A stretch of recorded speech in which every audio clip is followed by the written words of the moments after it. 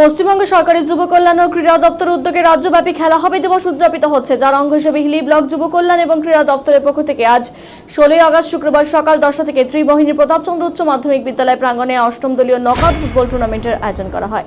এই কর্মসূচিতে উপস্থিত ছিলেন হিলি সমষ্টি উন্নয়ন আধিকারিক চিরঞ্জিত সরকার, হিলি পঞ্চায়েত সমিতির সভাপতি সরস্বতী সরকার মণ্ডল, হিলি পঞ্চায়েত সমিতির পূর্ত কর্মাধ্যক্ষ মিহির কুমার সরকার, হিলি ব্লক যুব আধিকারিক মৃগাঙ্ক রায়, পাশাপাশি নিরঞ্জন শীল, বিধিকা ঘোষ সহ অন্যান্যরা।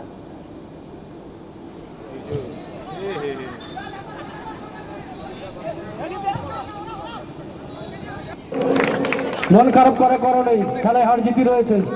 এপি ভুররে টিএস মাতাস কালাবাড়ি শ্রমিক। প্রত্যেক বছরই 16ই আগস্ট পশ্চিমবঙ্গ যুব কল্যাণ ও ক্রীড়া দপ্তরের উদ্যোগে আমরা ক্রীড়াপ্রেমী দিবস বা খেলা হবে দিবস এটা পালন করে থাকি। আজকে আমাদের ব্লকে এই ত্রিমোহিনী পিসিইউএম বিদ্যালয়ের প্রাঙ্গণে আজকে একটি 8 দলের এক দিবসীয় টুর্নামেন্ট আমরা আয়োজন করেছিলাম, যেটা আজকে সকাল 10টা থেকে শুরু হয়ে এই সদ্য শেষ হয়েছে, যেটা জয়ী হয়েছে মাতাইশ কালাইবাড়ি আর হিলি পুলিশ স্টেশন, তারা হচ্ছে রানার্স আপ হয়েছে। তো এটাই আজকের কর্মসূচি ছিল। এটা খেলাধুলোকে আরও যাতে মানে যুব সমাজ আরও প্রায়োরিটি দেয়, সেই জন্যই এই উদ্যোগটা নেওয়া পশ্চিমবঙ্গ যুব কল্যাণ ও ক্রীড়া দপ্তরের তরফে।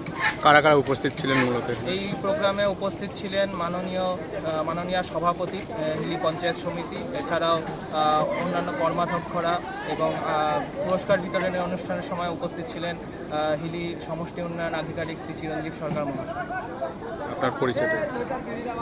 আপনার পরিচয়টা একটু। আমি হিলি ব্লক যুব আধিকারিক মৃগাঙ্ক রায়। প্রত্যেক বছরই 16ই আগস্ট